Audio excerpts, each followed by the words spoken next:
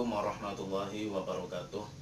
Bismillah, alhamdulillah, wassalatu wassalamu ala rasulillah. Allahumma sholli ala sayyidina Muhammad. Ya, saya hormati para pemirsa, para mahasiswa, mahasiswi PN Tegal dimanapun Anda berada, yang secara khusus kuliah dengan saya di mata kuliah Filsafat Islam. Baik, pada kesempatan kali ini tema untuk pertemuan ini adalah logika ketuhanan manusia dan alam. Mari kita langsung saja saksikan bagaimana pembahasan pada tema kali ini. Hal pertama yang harus Anda pahami bahwa Allah Subhanahu wa taala menciptakan Al-Qur'an ada dua pembagian, yaitu ayat kauliyah dan ayat kauniyah. Ayat kauliyah secara bahasa kauliyah itu adalah ucapan. Artinya ayat-ayat berupa firman Allah Subhanahu wa taala yang bisa kita jumpai dalam kitab suci Al-Qur'an. Kita baca atau ada ayat-ayat yang tertera di dalam Al-Qur'an itu ya ayat kauliyah. Contohnya wa nazzalna 'alaikal kitaba litibyana likulli syai'in wa hudan wa rahmatan wa busyra lil muslimin. Ayat-ayat yang ada di dalam Al-Qur'an itu ayat-ayat yang digunakan untuk sebagai penjelas terhadap segala sesuatu, menjadi petunjuk dan rahmat pada umat muslim, dan sebagai kabar gembira ya untuk umat muslim. Kalau ayat kauniyah itu ayat-ayat dari Allah Subhanahu wa taala yang bisa kita jumpai di alam sekitar pada kejadian, persoalan dan dinamika hidup manusia.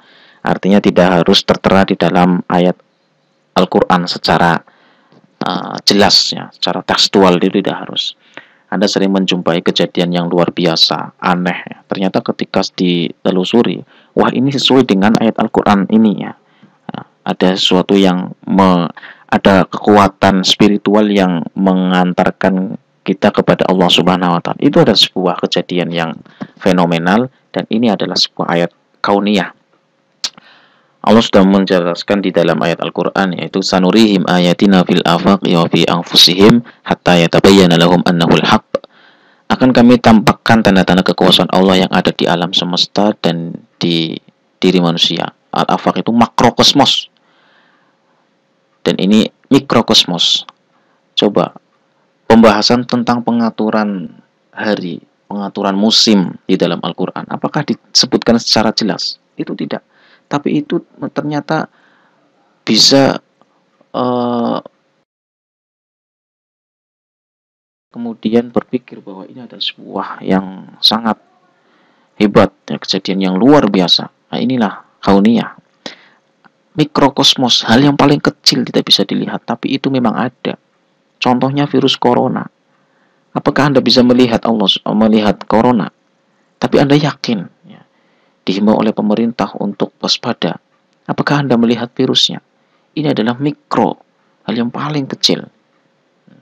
Ada sebuah fenomena yang sangat kecil. Ini dalam rangka untuk menjelaskan bahwa Allah Subhanahu wa taala adalah memang benar-benar zat yang hak. Kauliyah dan kauniyah ini diciptakan untuk manusia. Ya, sehingga manusia itu hakikatnya adalah untuk beribadah kepada Allah Subhanahu wa taala agar mampu meresapi terhadap fenomena yang ada di sekitarnya, kemudian dia itu sadar bahwa ini adalah kejadian yang luar biasa yang Allah ciptakan kepada manusia.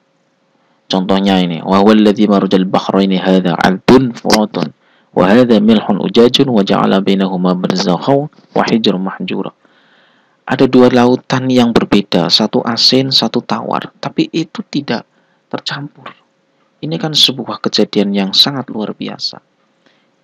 Al-Qur'an telah menyebutkan, tapi pada waktu itu pada waktu itu, pada zaman Nabi Muhammad itu, manusia hanya geleng-geleng kepala saja. Para sahabat bingung mungkin, karena kejadian ini belum terrealisasi. Tapi pada akhir-akhir ini memang benar adanya bahwa ada dua lautan yang satu asin, satu tawar, satu asin, tapi tidak bercampur. Ya. Ini sebuah kejadian yang sangat luar biasa. Tujuannya adalah agar manusia itu ingat kepada Allah. karena hakikat manusia itu adalah diciptakan untuk beribadah kepada Allah Subhanahu wa taala.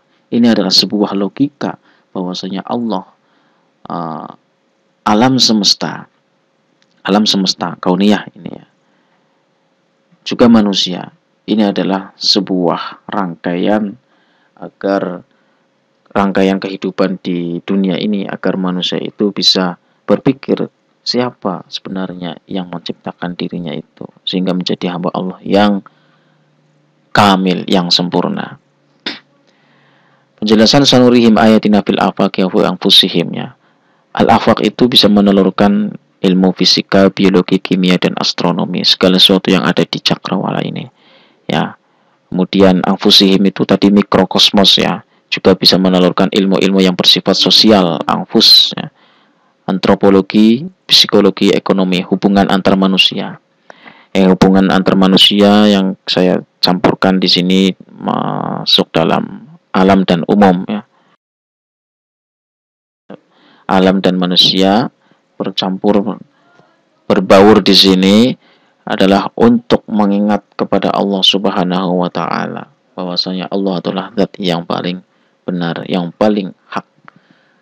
Nah, itulah yang dapat saya sampaikan. Semoga kita menjadi hamba Allah Subhanahu wa taala yang mampu bersosialisasi dengan manusia, dengan alam sekitar kita secara baik, sehingga kita mampu menjaga apa yang sudah diperintahkan oleh Allah Subhanahu wa taala, dan semua itu adalah untuk menuju kepada Zat yang Maha Kuasa, Al-Haq. Demikian yang dapat saya sampaikan, semoga bermanfaat. Sekian, terima kasih. Assalamualaikum warahmatullahi wabarakatuh.